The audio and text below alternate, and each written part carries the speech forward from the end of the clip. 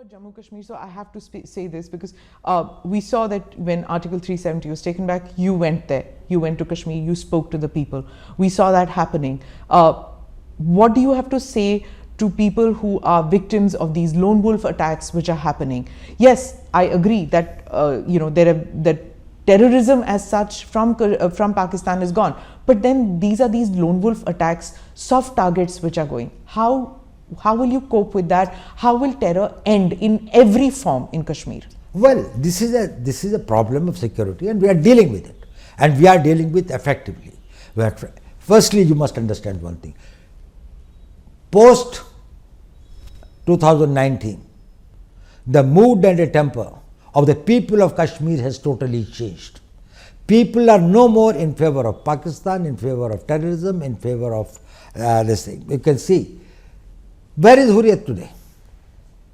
Where are those Band calls? Where is this Friday Hartals?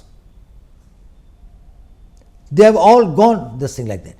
But some individuals, some young boys who are misled or who are this thing, they are getting into this thing.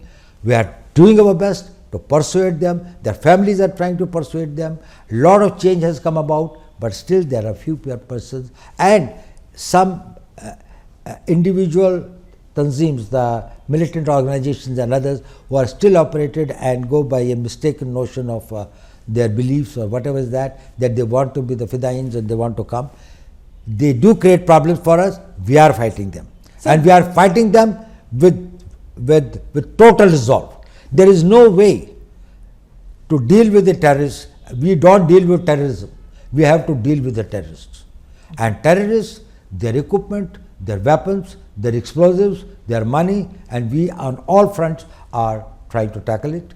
And we are very hopeful that in another few months we will be able to get it. The Kashmiri Hindus, especially the Pandits, they feel very let down, to some of them, that there is so much energy expended in bringing these terrorists or militants or separatists back into the mainstream, that those who have supported Mr. Modi, the BJP and this government all through, that they are being taken for granted and their security is not of paramount concern to the security establishment. Firstly, I don't think that is the real feeling of all Kashmiri Pandits or people who have been displaced. But yes, they are a vulnerable section.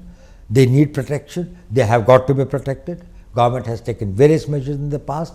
Probably much more has to be done, and that is being done.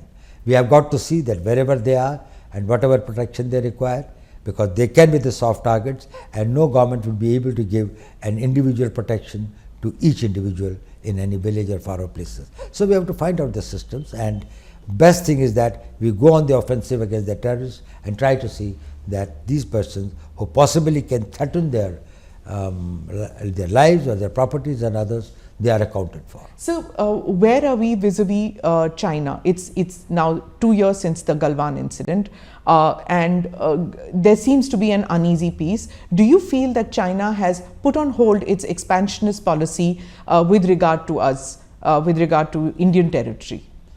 Well, we have got a long pending a territorial dispute with China. We have made our both intentions and this thing very clear to China, and they are aware of the fact that, well, we will not tolerate any transgression. There had been some unsavory incidents in 2020. We have been able to, through the talks, through the negotiations, through the persuasion and others, resolve some of it. Few points still remain to be resolved and others. We will continue our efforts. At the same time, we have got to ensure that is we are vigilant and we are able to protect our borders.